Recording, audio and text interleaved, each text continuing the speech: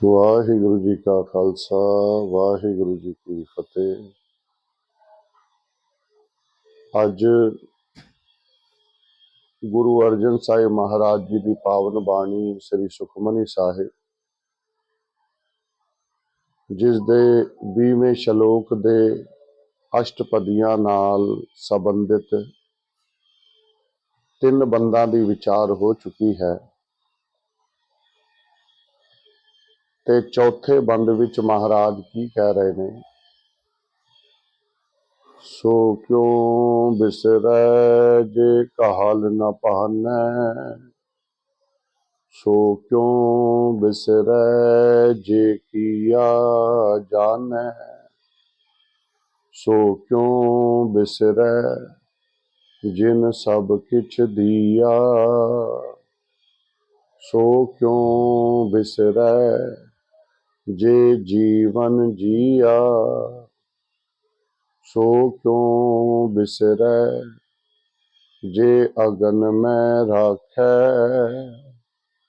ਗੁਰ ਪ੍ਰਸਾਦ ਕੋ ਬਿਰਲਾ ਲਾਖੈ, ਸੋ ਕਿਉ ਬਿਸਰੈ ਜੇ ਬਿਖਤੇ ਕਾਢੈ, ਜਨਮ ਜਨਮ ਕਾ ਟੂਟਾ ਗਾਂਢੈ, ਗੁਰਪੂਰੈ ਤਤ ਇਹ ਬੁਝਾਇਆ, ਪ੍ਰਭ ਆਪਣਾ ਨਾਨਕ ਜਨ ਧਿਆਇਆ। ਮਹਾਰਾਜ ਬਖਸ਼ਿਸ਼ ਕਰ ਰਹੇ ਹਨ। ਬਿਸਰੈ ਦਾ ਅਰਥ ਹੁੰਦਾ ਹੈ ਭੁੱਲ ਜਾਣਾ। ਭਾਨੈ ਦਾ ਅਰਥ ਹੁੰਦਾ ਹੈ ਨਾਸ਼ ਹੋ ਜਾਣਾ। ਮਹਾਰਾਜ ਸਾਨੂੰ ਸਮਝਾ ਰਹੇ ਨੇ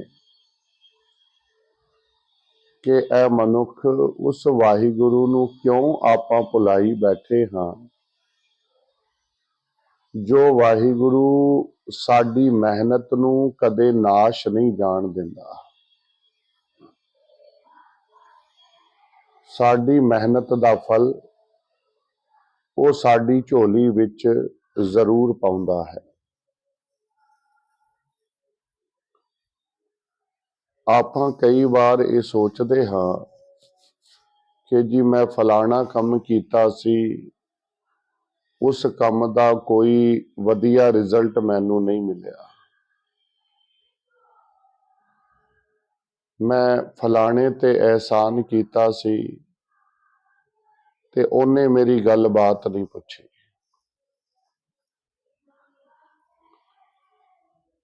ਇੱਕ ਗੱਲ ਸੱਚ ਜਾਣਨਾ ਗੁਰੂ ਕੀ ਸਾਧ ਸੰਗਤ ਜੀ,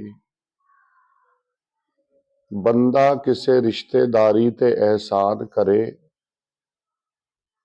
ਔਰ ਅੱਗੋਂ ਉਹ ਰਿਸ਼ਤੇਦਾਰ ਉਸ ਗੱਲ ਦੀ ਕਦਰ ਨਾ ਪਾਉਣ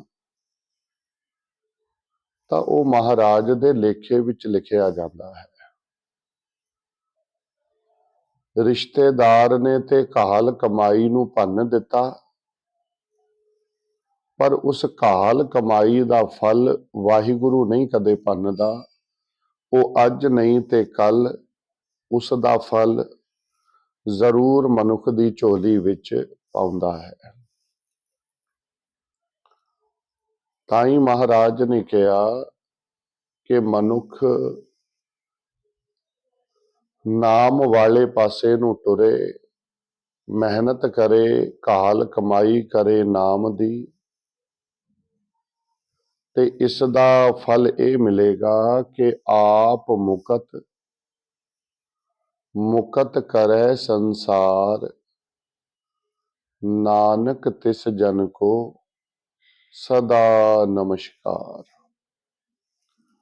ਜਿਨ੍ਹਾਂ ਨੇ ਜੀਵਨ ਵਿੱਚ ਕਾਹਲ ਕਮਾਈਆਂ ਕੀਤੀਆਂ,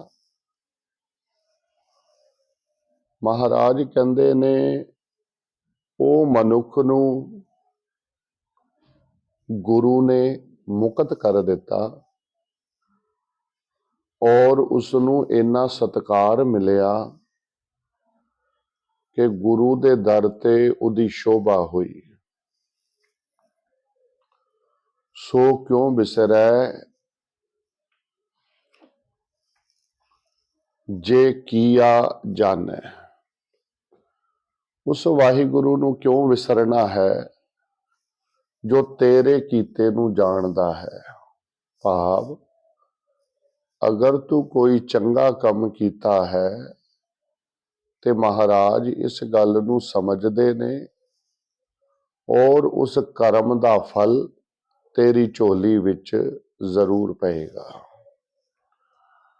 ਸੋ ਕਿਉਂ ਬਿਸਰੈ ਜਿਨ ਸਭ ਕਿਛ ਦੀਆ। ਗੁਰੂ ਅਰਜਨ ਸਾਹਿਬ ਕਹਿ ਰਹੇ ਨੇ, ਭਾਈ ਉਸ ਵਾਹਿਗੁਰੂ ਨੂੰ ਕਿਉਂ ਭੁਲਾਉਣਾ ਹੈ ਜਿਸ ਨੇ ਸਾਨੂੰ ਸਭ ਕੁਝ ਦਿੱਤਾ ਹੋਇਆ ਹੈ। ਜਿਤਨਾ ਜੀਵਨ ਦੀਆਂ ਜਿਤਨੀਆਂ ਲੋੜਾਂ, ਪਦਾਰਥ ਹੰਡਾਉਣ ਵਾਸਤੇ, ਸੁੱਖ ਸਹੂਲਤਾਂ, ਅੱਖ, ਨੱਕ, ਹੱਥ, ਪੈਰ, ਸਵਾਸ, ਸਭ ਕੁਝ, ਇਹ ਸਾਰਾ ਕੁਝ ਵਾਹਿਗੁਰੂ ਨੇ ਹੀ ਤੇ ਸਾਡੀ ਝੋਲੀ ਵਿੱਚ ਪਾਇਆ ਹੈ। ਸਿਕੰਦਰ ਨੇ ਇੰਨੀ ਦੁਨੀਆ ਨੂੰ ਫਤਿਹ ਕੀਤਾ ਸੀ, ਜਿਸ ਵੇਲੇ ਉਹ ਬਿਮਾਰ ਹੋਇਆ ਤੇ ਮਰਨ ਕਿਨਾਰੇ ਪਹੁੰਚਿਆ ਤੇ ਉਹਨੇ ਆਪਣੇ ਜਿਤਨੇ ਵੀ ਵੈਦ ਸਨ, ਜਿਤਨੇ ਹਕੀਮ ਸਨ, ਸਭ ਨੂੰ ਸੱਦਿਆ। ਕਹਿਣ ਲੱਗਾ, ਮੈਨੂੰ ਸਾਂਸ ਲੈਣ ਵਿੱਚ ਪਰੇਸ਼ਾਨੀ ਹੋ ਰਹੀ ਹੈ, ਮੈਂ ਬਹੁਤ ਬਿਮਾਰ ਹਾਂ ਤੇ ਜਿਹੜਾ ਵੀ ਮੈਨੂੰ ਠੀਕ ਕਰੇਗਾ ਮੈਂ ਉਹਨੂੰ ਉਹਦੇ ਵਜਨ ਦਾ ਸੋਨਾ ਤੋਲ ਕੇ ਦਿਆਂਗਾ। ਬੜਾ ਯਤਨ ਕੀਤਾ ਵੈਦਾਂ ਨੇ, ਹਕੀਮਾਂ ਨੇ, ਨਹੀਂ ਗੱਲ ਬਣੀ। ਹਾਲਤ ਉਹਦੀ ਹੋਰ ਵਿਗੜੀ ਤੇ ਉਹਨੇ ਇੱਥੋਂ ਤੱਕ ਕਹਿ ਦਿੱਤਾ ਕਿ ਮੈਂ ਅੱਧੀ ਦੌਲਤ ਉਹਨੂੰ ਦੇ ਦਿਆਂਗਾ ਜਿਹੜਾ ਮੇਰੀ ਜਾਨ ਬਚਾ ਦੇਵੇ। ਹੁਣ ਜਿਤਨਾ ਵੀ ਜ਼ੋਰ ਵੈਦ ਹਕੀਮ ਲਗਾ ਸਕਦੇ ਸਨ, ਸਾਰਿਆਂ ਨੇ ਲਾਇਆ, ਨਹੀਂ ਗੱਲ ਬਣੀ। ਜਿਸ ਵੇਲੇ ਬਿਲਕੁਲ ਹੀ ਅਖੀਰਲੇ ਸਵਾਸਾਂ ਤੇ ਆ ਗਿਆ ਤੇ ਸਿਕੰਦਰ ਕਹਿਣ ਲੱਗਾ, ਅੱਧਾ ਨਹੀਂ, ਪੂਰੇ ਦਾ ਪੂਰਾ ਧਨ ਉਹਨੂੰ ਦੇ ਦਿਆਂਗਾ, ਜਿੰਨਾ ਵੀ ਮੇਰੇ ਕੋਲ ਹੈ ਸਭ ਦੇ ਦਿਆਂਗਾ, ਪਰ ਮੈਨੂੰ ਬਚਾ ਲਓ। ਵੈਦ ਹਕੀਮਾਂ ਨੇ ਹੱਥ ਜੋੜ ਦਿੱਤੇ, ਕਹਿਣ ਲੱਗੇ, ਰਾਜਨ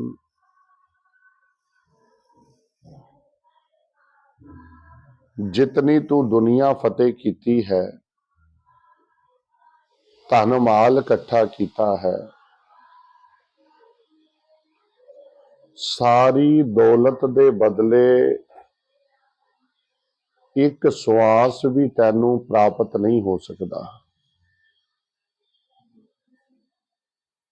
ਤੇ ਫਿਰ ਸਿਕੰਦਰ ਨੇ ਉਸ ਮਾਇਆ ਨੂੰ, ਸੋਨੇ ਚਾਂਦੀ ਨੂੰ ਠੋਕਰ ਮਾਰੀ।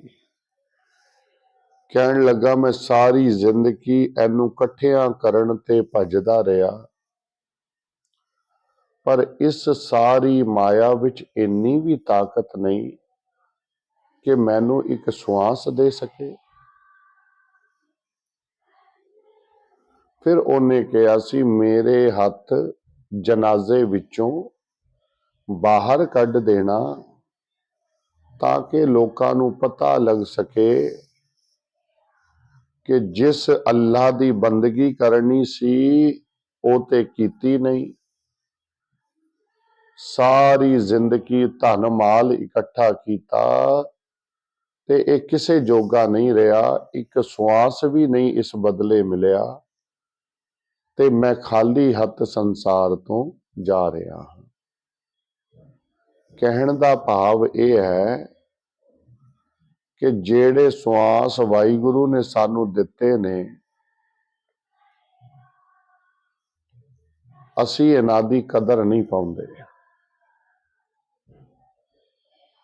ਕਿੰਨੇ ਸਵਾਸ ਬੰਦਾ ਨਸ਼ੇ ਵਿੱਚ, ਕਿੰਨੇ ਸਵਾਸ ਵਿਕਾਰਾਂ ਵਿੱਚ, ਕਿੰਨੇ ਸਵਾਸ ਨਿੰਦਿਆ ਚੁਗਲੀ ਵਿੱਚ ਅਜਾਈਂ ਗਵਾਈ ਜਾ ਰਿਹਾ ਹੈ। ਔਰ ਇਹ ਸਵਾਸ ਇੰਨੇ ਕੀਮਤੀ ਨੇ ਕਿ ਇੱਕ ਵਾਰ ਸਵਾਸ ਨਿਕਲ ਗਿਆ ਤੇ ਉਹ ਪਰਤ ਕੇ ਵਾਪਸ ਨਹੀਂ ਆਉਣਾ, ਫਿਰ ਨਵਾਂ ਸਵਾਸ ਹੀ ਸਾਡਾ ਖਰਚ ਹੋਏਗਾ। ਇਸ ਲਈ ਮਹਾਰਾਜ ਕਹਿ ਰਹੇ ਨੇ, ਜਿਸ ਵਾਹਿਗੁਰੂ ਨੇ ਇੰਨਾ ਕੁਝ ਸਾਨੂੰ ਦਿੱਤਾ ਹੈ ਉਹਨੂੰ ਕਦੇ ਵੀ ਭੁਲਾਣਾ ਨਹੀਂ ਚਾਹੀਦਾ। ਸੋ ਕਿਉਂ ਬਿਸਰੈ ਜੇ ਜੀਵਨ ਜੀਆ, ਸਾਡੀ ਝੋਲੀ ਵਿੱਚ ਜਿਸਨੇ ਜੀਵਨ ਪਾਇਆ। ਸਾਧ ਸੰਗਤ ਜੀ, ਇਹ ਜਿਤਨਾ ਵੀ ਸਾਡਾ ਸਰੀਰ ਹੈ, ਇਹ ਕੀ ਹੈ? ਇਹ ਮਾਸ ਦਾ ਟੁਕੜਾ ਹੀ ਹੈ। ਅਗਰ ਇਸ ਦੇ ਅੰਦਰ ਪ੍ਰਾਣ ਨਾ ਹੋਣ ਤੇ ਫਿਰ ਇਹਦੀ ਕੋਈ ਕੀਮਤ ਨਹੀਂ। ਇਹਨੂੰ ਕੋਈ ਜਲਾ ਦਿੰਦਾ ਹੈ, ਕੋਈ ਇਹਨੂੰ ਸਾੜ ਦਿੰਦਾ ਹੈ, ਦਬਾ ਦਿੰਦਾ ਹੈ।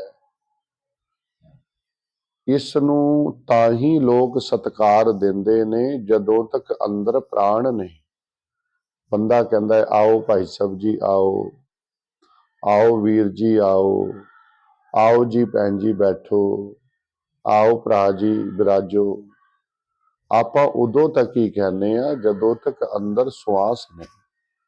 ਜੇ ਅੰਦਰ ਦੇ ਸਵਾਸ ਨਿਕਲ ਜਾਣ ਤੇ ਸ਼ਾਮ ਦੇ 4-5 ਵਜੇ ਵੀ ਅਗਰ ਡੈਥ ਹੋਈ ਹੋਵੇ ਨਾ, ਤੇ ਬੰਦਾ ਰਾਤ ਦਾ ਵਿਸਾ ਨਹੀਂ ਖਾਂਦਾ। ਕਹਿੰਦਾ ਅਜੇ ਸੂਰਜ ਥੋੜਾ ਥੋੜਾ ਦਿਖ ਰਿਹਾ ਹੈ, ਛੇਤੀ ਕਰੋ ਤੇ ਆਪਾਂ ਇਹਨੂੰ ਸ਼ਮਸ਼ਾਨ ਲੈ ਕੇ ਚੱਲੀਏ। ਕੋਈ ਬੂਆ, ਕੋਈ ਮਾਸੀ, ਕੋਈ ਤਾਈ ਅਗਰ ਰਹਿ ਵੀ ਗਈ ਹੈ ਤੇ ਭੋਗ ਤੇ ਆ ਜਾਣਗੇ, ਪਰ ਇਸ ਨੂੰ ਹੁਣ ਘਰੋਂ ਕੱਢੋ, ਕਿਉਂਕਿ ਸਵਾਸਾਂ ਤੋਂ ਬਿਨਾਂ ਜੀਵ ਦੀ ਕੀਮਤ ਕੋਈ ਨਹੀਂ। ਸੋ ਕਿਉਂ ਬਿਸਰੈ ਜੇ ਅਗਨ ਮਹਿ ਰਾਖੈ। ਵਾਹਿਗੁਰੂ ਜੀ, ਤੁਸੀਂ ਸਾਨੂੰ ਮਾਤਾ ਦੇ ਗਰਭ ਦੀ ਅਗਨ ਵਿੱਚ ਵੀ ਰੱਖਦੇ ਹੋ। ਉੱਤੇ ਬਹੁਤ ਅਗਨੀ ਮੰਨੀ ਗਈ ਹੈ, ਜਿਸ ਨੂੰ ਜਠਰਾਗਨ ਬੋਲਿਆ ਜਾਂਦਾ ਹੈ। ਜਠਰ ਅਗਨੀ ਦੇ ਅੰਦਰ ਇਸ ਮਨੁੱਖ ਨੂੰ, ਇਸ ਬੱਚੇ ਨੂੰ ਵਾਹਿਗੁਰੂ ਆਪ ਰੱਖਦਾ ਹੈ। ਜੋ ਲੋਕ ਮੀਟ ਮਾਸ ਖਾਂਦੇ ਨੇ, ਕਦੇ ਉਹਨਾਂ ਨੂੰ ਪੁੱਛਣਾ ਵੀ ਬਾਹਰੋਂ ਮਾਸ ਖਾਦਾ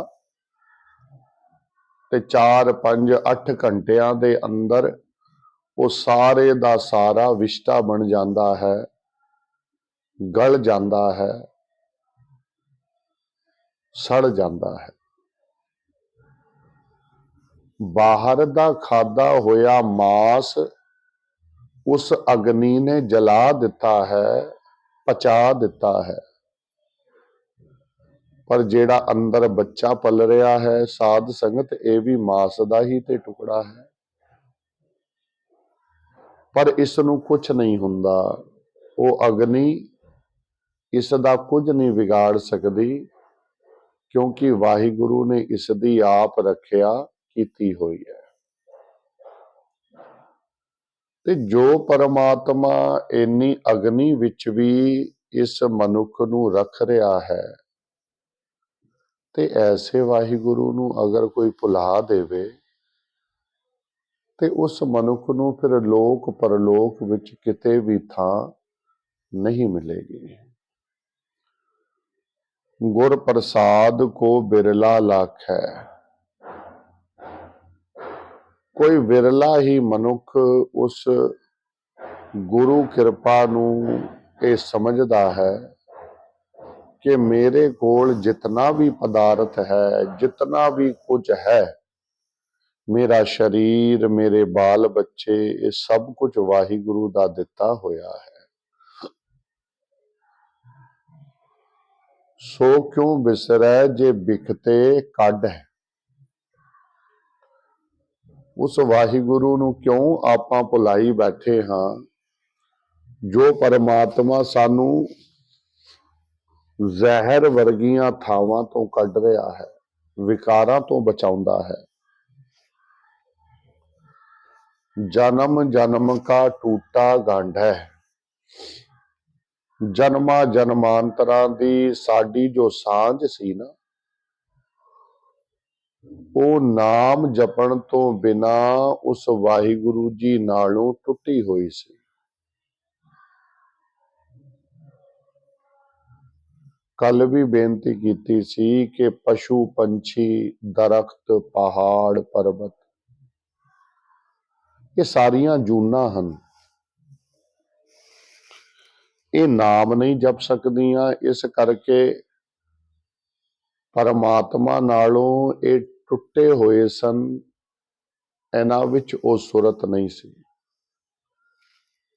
ਪਰ ਕਹਿੰਦੇ ਨੇ ਜੋ ਜਨਮਾਂ ਜਨਮਾਂ ਦਾ ਟੁੱਟਾ ਹੋਇਆ ਸੀ, ਵਾਹਿਗੁਰੂ ਨੇ ਇੰਨੀ ਮਿਹਰ ਕੀਤੀ ਕਿ ਟੁੱਟੇ ਹੋਏ ਨੂੰ ਗੰਢ ਲਿਆ ਆਪਣੇ ਨਾਮ ਨਾਲ। ਜਦੋਂ ਕੋਈ ਨਾਮ ਜਪਦਾ ਹੈ ਤੇ ਉਹਦੀ ਟੁੱਟੀ ਹੋਈ ਉਸ ਵਾਹਿਗੁਰੂ ਦੇ ਨਾਲ ਸਾਂਝ ਬਣ ਜਾਂਦੀ ਹੈ। ਕਿਉਂਕਿ ਸਾਧ ਸੰਗਤ ਜੀ, ਅਗਰ ਫੁੱਲ ਵੀ ਟੁੱਟ ਜਾਏ ਨਾ, ਤੇ ਟੁੱਟਿਆਂ ਦੀ ਕੁਝ ਸਮਾਂ ਤੇ ਕੀਮਤ ਸਾਨੂੰ ਲੱਗਦੀ ਹੈ ਕਿ ਹੈ, ਪਰ ਪਰਤ ਕੇ ਉਹ ਪੈਰਾਂ ਵਿੱਚ ਰੁਲਦੇ ਨੇ, ਭਾਵੇਂ ਮਨੁੱਖ ਹੋਵੇ ਤੇ ਭਾਵੇਂ ਫੁੱਲ ਹੋਣ।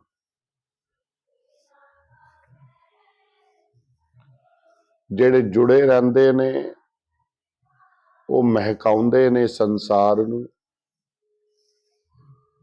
ਆਪਣੀ ਖੁਸ਼ਬੂ ਦਿੰਦੇ ਨੇ, ਹਰੇ ਭਰੇ ਰਹਿੰਦੇ ਨੇ। ਉਸ ਵਾਹਿਗੁਰੂ ਨੂੰ ਆਪਾਂ ਕਿਉਂ ਭੁਲਾਈ ਬੈਠੇ ਹਾਂ, ਜਿਹੜਾ ਸਾਨੂੰ ਟੁੱਟਿਆ ਨੂੰ ਵੀ ਆਪਣੇ ਨਾਮ ਨਾਲ ਜੋੜ ਲੈਂਦਾ ਹੈ। ਗੁਰ ਪੂਰੈ ਤਤ ਇਹ ਬੁਝਾਇਆ। ਉਹਨੇ ਜਿਹੜੀਆਂ ਸਾਰੀਆਂ ਗੱਲਾਂ ਨੇ, ਇਹ ਕੌਣ ਦੱਸਦਾ ਹੈ? ਇਹ ਸਾਰੀਆਂ ਗੱਲਾਂ ਵਾਹਿਗੁਰੂ ਜੀ ਦੀਆਂ ਕੌਣ ਕਹਿੰਦਾ ਹੈ? ਕਹਿੰਦੇ ਗੁਰੂ ਕਹਿੰਦਾ ਹੈ। ਗੁਰੂ ਨੇ ਆਪਣੇ ਸੇਵਕ ਨੂੰ ਇਹ ਗਿਆਨ ਬਖਸ਼ ਦਿੱਤਾ ਹੈ ਕਿ ਭਾਈ, ਕਦੇ ਵੀ ਪਰਮਾਤਮਾ ਤੋਂ ਮੁਨਕਰ ਨਹੀਂ ਹੋਣਾ, ਕਦੇ ਵੀ ਪਰਮਾਤਮਾ ਵੱਲ ਪਿੱਠ ਨਹੀਂ ਕਰਨੀ। ਜੇ ਵਾਹਿਗੁਰੂ ਜੀ ਵੱਲ ਕੋਈ ਪਿੱਠ ਕਰੇਗਾ ਤੇ ਸਾਧ ਸੰਗਤ ਜੀ, ਉਹਦੀ ਜਿੰਨੀ ਚਮਕ, ਜਿੰਨੀ ਸ਼ੋਭਾ, ਜਿੰਨੀ ਵਡਿਆਈ ਹੈ ਨਾ, ਉਹ ਸਾਰੀ ਨਾਸ਼ ਹੋ ਜਾਏਗੀ। ਕਿਉਂ? ਕਿਉਂਕਿ ਇਹ ਸਾਰੀ ਸ਼ੋਭਾ ਹੈ ਹੀ ਵਾਹਿਗੁਰੂ ਦੀ। ਜਿਸ ਵੇਲੇ ਔਰੰਗਜ਼ੇਬ ਨੇ ਗੁਰੂ ਹਰਿਰਾਏ ਸਾਹਿਬ ਨੂੰ ਇੱਥੇ ਬੁਲਾਇਆ ਦਿੱਲੀ, ਤੇ ਆਖਿਆ ਸੀ ਤੁਸੀਂ ਇੱਥੇ ਆਓ, ਮਹਾਰਾਜ ਨੇ ਮਨਾ ਕਰ ਦਿੱਤਾ ਕਿ ਭਾਈ ਅਸੀਂ ਤੇਰੇ ਗੁਲਾਮ ਨਹੀਂ ਆ। ਗੁਰੂ ਨਾਨਕ ਦਾ ਪੰਥ ਸਦਾ ਹੀ ਆਜ਼ਾਦ ਹੈ, ਔਰ ਤੇਰੇ ਵਰਗੇ ਬਾਦਸ਼ਾਹਾਂ ਦੀ ਅਸੀਂ ਪਰਵਾਹ ਕੋਈ ਨਹੀਂ ਕਰਦੇ। ਇੱਕ ਵਾਰ ਸੁਨੇਹਾ ਦਿੱਤਾ, 2 ਵਾਰ ਦਿੱਤਾ, ਮਹਾਰਾਜ ਨੇ ਮਨਾ ਕਰ ਦਿੱਤਾ। ਫਿਰ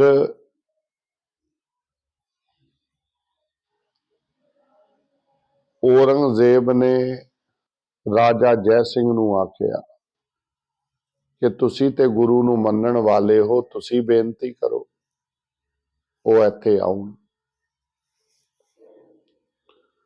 ਰਾਜਾ ਜੈ ਸਿੰਘ ਨੇ ਬੇਨਤੀ ਲਾਈ ਤੇ ਮਹਾਰਾਜ ਨੇ ਕਿਹਾ ਭਾਈ ਅਸੀਂ ਦਿੱਲੀ ਨਹੀਂ ਜਾਣਾ, ਅਸੀਂ ਉਸ ਮਲੇਛ ਨੂੰ ਦਰਸ਼ਨ ਨਹੀਂ ਦੇਣੇ।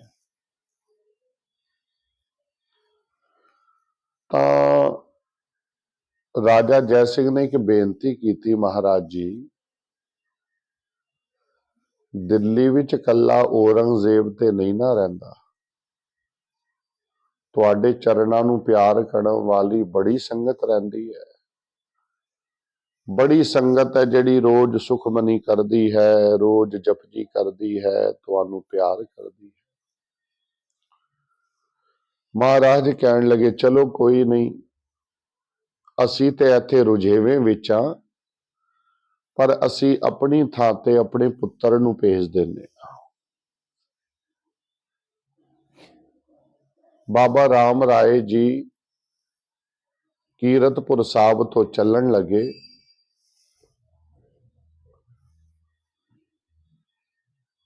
ਤੇ ਮਹਾਰਾਜ ਜੀ ਨੇ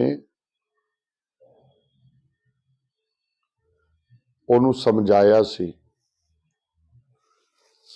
ਕਹਿਣ ਲੱਗੇ ਬੇਟਾ, ਇਹ ਜਿਤਨੀ ਸ਼ੋਭਾ ਜਿਤਨੀ ਵਡਿਆਈ ਹੈ ਨਾ, ਇਹ ਸਾਰੀ ਗੁਰੂ ਨਾਨਕ ਦੀ ਹੈ।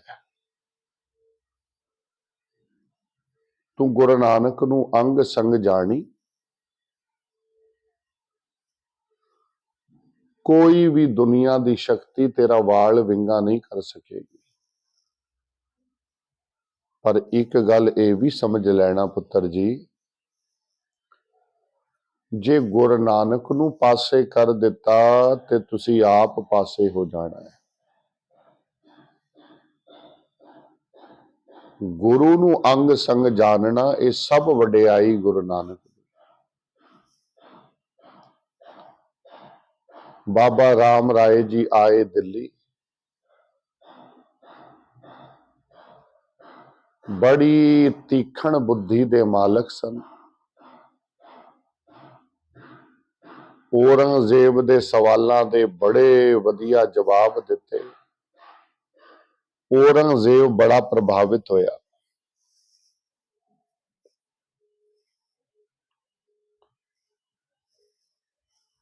ਔਰ ਜਿਸ ਵੇਲੇ ਸਵਾਲ ਇਹ ਕੀਤਾ ਗਿਆ ਕਿ ਆਸਾ ਕੀ ਵਾਰ ਵਿੱਚ ਲਿਖਿਆ ਹੈ, ਮਿੱਟੀ ਮੁਸਲਮਾਨ ਕੀ ਪੇੜੈ ਪਈ ਘੁਮਿਆਰ। ਸਾਧ ਸੰਗਤ ਜੀ, ਇੱਥੇ ਮੈਂ ਆਪ ਨੂੰ ਬੇਨਤੀ ਕਰਨੀ ਚਾਹਾਂਗਾ, ਜੋ ਬਹੁਤ ਦੁੱਖ ਦੀ ਗੱਲ ਹੈ। ਆਸਾ ਕੀ ਵਾਰ ਦੀ ਚਰਚਾ ਔਰੰਗਜ਼ੇਬ ਦੇ ਲਾਲ ਕਿਲੇ ਵਿੱਚ ਤਾਂ ਹੋ ਰਹੀ ਹੈ, ਪਰ ਅੱਜ ਉਸ ਆਸਾ ਕੀ ਵਾਰ ਨੂੰ ਸਿੱਖ ਭੁਲਾਈ ਬੈਠਾ ਹੈ। ਆਸਾ ਕੀ ਵਾਰ ਵੇਲੇ ਗੁਰਦੁਆਰੇ ਵਿੱਚ ਕਿੰਨੀ ਸੰਗਤ ਹੁੰਦੀ ਹੈ। ਭਾਈ ਸਾਹਿਬ ਬੈਠੇ ਹੁੰਦੇ ਨੇ, ਰਾਗੀ ਬੈਠੇ ਹੁੰਦੇ ਨੇ, ਕੈਸ਼ੀਅਰ ਬੈਠੇ ਹੁੰਦੇ ਨੇ, 2-3 ਪ੍ਰਾਣੀ ਬੈਠੇ ਹੁੰਦੇ ਨੇ। ਆਸਾ ਕੀ ਵਾਰ ਕੇਵਲ ਰਾਗੀ ਸਿੰਘ ਗਾਉਂਦੇ ਨੇ, ਸੁਣਨ ਵਾਲਾ ਕੋਈ ਨਹੀਂ ਹੁੰਦਾ। ਸਿੱਖ ਧਰਮ ਵਿੱਚ ਇਹ ਬੜਾ ਦੁਖਾਂਤ ਹੈ। ਸਿੰਘ ਸਭਾਵਾਂ ਗੁਰਦੁਆਰਿਆਂ ਵਿੱਚ ਸੰਗਤ ਅਖੀਰ ਤੇ ਆਉਂਦੀ ਹੈ ਜਦੋਂ ਆਸਾ ਕੀ ਵਾਰ ਦਾ ਭੋਗ ਪੈਣ ਲੱਗਦਾ ਹੈ। ਪਰ ਸਾਧ ਸੰਗਤ ਜੀ, ਇਹ ਆਸਾ ਕੀ ਵਾਰ ਦਾ ਜ਼ਿਕਰ ਮੁਸਲਮਾਨ ਬਾਦਸ਼ਾਹ ਕਰ ਰਿਹਾ ਹੈ ਲਾਲ ਕਿਲੇ ਵਿੱਚ। ਉਹਨੂੰ ਵੀ ਪਤਾ ਹੈ ਕਿ ਆਸਾ ਕੀ ਵਾਰ ਕੀ ਹੈ। ਜਦੋਂ ਆਖਿਆ ਗਿਆ ਮਿੱਟੀ ਮੁਸਲਮਾਨ ਕੀ ਸ਼ਬਦ ਲਿਖਿਆ ਹੈ, ਬਾਬਾ ਰਾਮ ਰਾਏ ਨੇ ਸੋਚਿਆ ਜੇ ਮੈਂ ਕਹਿ ਦਿੱਤਾ ਤੇ ਔਰੰਗਜ਼ੇਬ ਕਿਤੇ ਨਾਰਾਜ਼ ਨਾ ਹੋ ਜਾਏ। ਉਹਨਾਂ ਕਿਹਾ ਨਹੀਂ, ਮਿੱਟੀ ਮੁਸਲਮਾਨ ਕੀ ਨਹੀਂ ਹੈ, ਲਿਖਣ ਵਾਲੇ ਨੇ ਗਲਤ ਲਿਖ ਦਿੱਤਾ ਹੈ, ਇਹ ਸ਼ਬਦ ਮਿੱਟੀ ਬੇਈਮਾਨ ਕੀ ਹੈ। ਔਰੰਗਜ਼ੇਬ ਬੜਾ ਖੁਸ਼ ਹੋਇਆ ਬਈ ਪਾੜ ਪੈ ਗਿਆ ਗੁਰੂ ਘਰ ਵਿੱਚ। ਫਿਰ ਬਾਬਾ ਰਾਮ ਰਾਏ ਨੇ 72 ਕਰਾਮਾਤਾਂ ਵੀ ਦਿਖਾਈਆਂ। ਜਦੋਂ ਗੁਰੂ ਜੀ ਨੂੰ ਪਤਾ ਲੱਗਿਆ ਨਾ, ਤੇ ਮਹਾਰਾਜ ਨੇ ਕਹਿ ਦਿੱਤਾ ਜਿੱਧਰ ਨੂੰ ਇਹਦਾ ਤੇਰਾ ਮੂੰਹ ਹੈ ਉਧਰ ਚਲਿਆ ਜਾ। ਅੱਜ ਤੋਂ ਬਾਅਦ ਗੁਰੂ ਦਾ ਤੇਰੇ ਨਾਲ ਕੋਈ ਸੰਬੰਧ ਨਹੀਂ ਹੈ।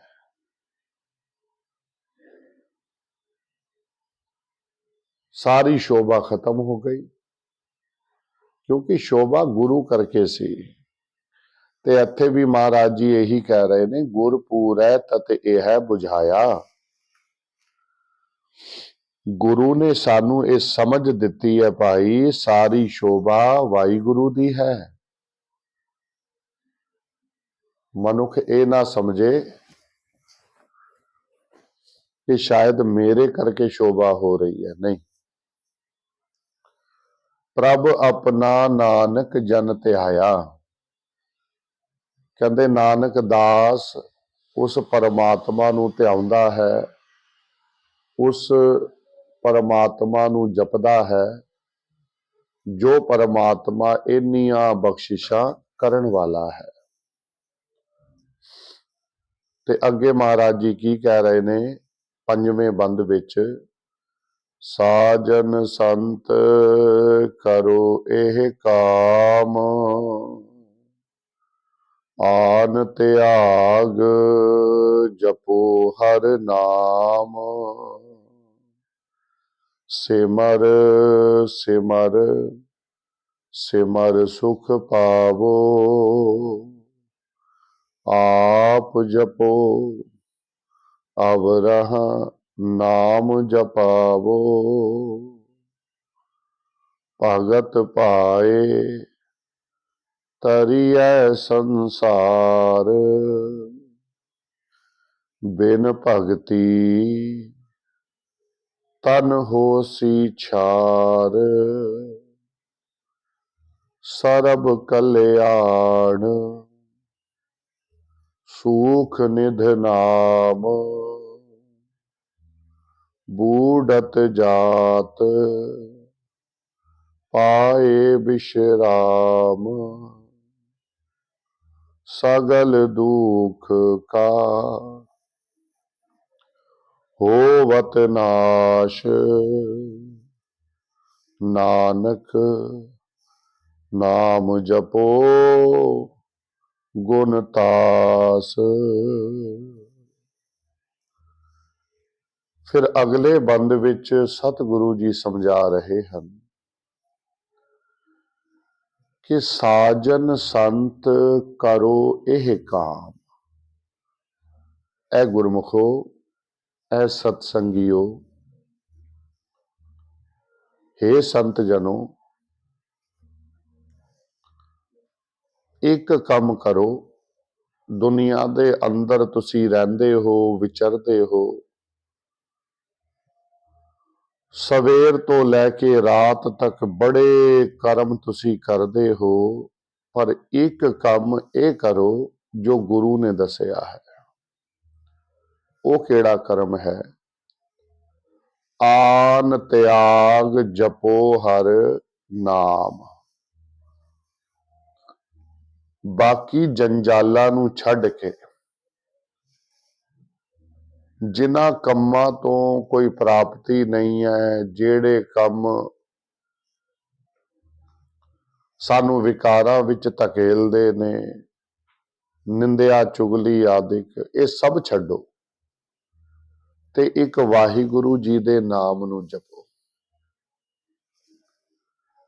क्योंकि वाहिगुरु दा नाम इतने सुख देण वाला है, आनंदित करण वाला है, विस्माद अवस्था विच लैके जाण वाला है। हर एक चीज सुख वाली दुख विच बदल जाती है, पर नाम ही ऐसा है जिहड़ा सदा सुख देंदा है। आप जी कहोगे किवें? भई सुख देने वाली चीज ते सदा सुख ही देगी, वो दुख किवें दे सकती है? नहीं। दुनियावी सुखां दी अपनी एक लिमिट है, वो सुख भी देंदे ने ते दुख भी देंदे ने। हुण आपां रजाई ओढ़दे आ, कंबल ओढ़दे आ, ये सानू सुख दे रहा है, पर जून दे महीने दे अंदर असी कंबल ओढ़ीए सानू दुख देगा। ਪਰ ਨਾਮ ਨੂੰ ਤੁਸੀਂ ਜੂਨ ਵਿੱਚ ਜਪੋ ਜਾਂ ਜਨਵਰੀ ਵਿੱਚ ਜਪੋ, ਇਹ ਸਦੀਵ ਸੁਖ ਦੇਣ ਵਾਲਾ ਹੈ। ਸਿਮਰ ਸਿਮਰ ਸਿਮਰ ਸੁਖ ਪਾਵੋ। ਵਾਹਿਗੁਰੂ ਜੀ ਦੇ ਨਾਮ ਨੂੰ ਸਿਮਰੋ ਤਨ ਮਨ ਕਰਮ ਕਰਕੇ। ਅਗਲਾ ਕਰਮ ਕਰੋ ਕਿ ਆਪ ਜਪੋ ਅਵਰਾ ਨਾਮ ਜਪਾਵੋ। ਆਪ ਵੀ ਜਪੋ ਤੇ ਦੂਜਿਆਂ ਨੂੰ ਵੀ ਨਾਮ ਨਾਲ ਜੋੜੋ। ਭਗਤ ਭਾਏ ਤਰੀਐ ਸੰਸਾਰ। ਵਾਹਿਗੁਰੂ ਦੀ ਭਗਤੀ ਨਾਲ ਹੀ ਇਹ ਸਾਰਾ ਸੰਸਾਰ ਤਰਦਾ ਹੈ। ਬਿਨ ਭਗਤੀ ਤਨ ਹੋਸੀ ਛਾਰ। ਬਿਨਾ ਵਾਹਿਗੁਰੂ ਦੀ ਭਗਤੀ ਤੋਂ ਇਹ ਸਾਰਾ ਸਰੀਰ ਮਾਨੋ ਸਵਾਦ ਦੀ ਢੇਰੀ ਹੈ, ਕਿਸੇ ਜੋਗਾ ਨਹੀਂ। ਸਰਬ ਕਲਿਆਣ ਸੂਖ ਨਿਦ ਨਾਮ। ਬੂੜਤ ਜਾਤ ਪਾਏ ਵਿਸ਼ਰਾਮ। ਭਾਈ, ਵਾਹਿਗੁਰੂ ਦਾ ਨਾਮ ਹੀ ਤੇਰੀ ਕਲਿਆਣਤਾ ਕਰਦਾ ਹੈ ਤੇ ਡੁੱਬਦੇ ਨੂੰ ਬਚਾਉਂਦਾ ਹੈ। ਤੇ ਅਖੀਰ ਵਿੱਚ ਸਤਿਗੁਰੂ ਜੀ ਕਹਿ ਰਹੇ ਨੇ, ਸਗਲ ਦੁਖ ਕਾ ਹੋਵਤ ਨਾਸ। ਨਾਨਕ ਨਾਮ ਜਪੋ ਗੁਣ ਤਾਸ। ਭਾਈ, ਜੋ ਗੁਣਾ ਦਾ ਖਜ਼ਾਨਾ ਨਾਮ ਹੈ, ਇਸ ਨੂੰ ਜਪੋ, ਇਹ ਸਾਡੇ ਸਾਰੇ ਦੁੱਖਾਂ ਦਾ ਨਾਸ਼ ਕਰਦਾ ਹੈ। ਸਤਿਗੁਰੂ ਮਿਹਰ ਕਰਨ, ਸ਼ਬਦ ਵਿਚਾਰ ਹਿਰਦਿਆਂ ਵਿੱਚ ਵਸੇ। ਹੋਈਆਂ ਭੁੱਲਾਂ ਬਖਸ਼ੋ, ਗੁਰਫਤਿਹ ਬੁਲਾਓ ਜੀ। ਵਾਹਿਗੁਰੂ ਜੀ ਕਾ ਖਾਲਸਾ, ਵਾਹਿਗੁਰੂ ਜੀ ਕੀ ਫਤਿਹ।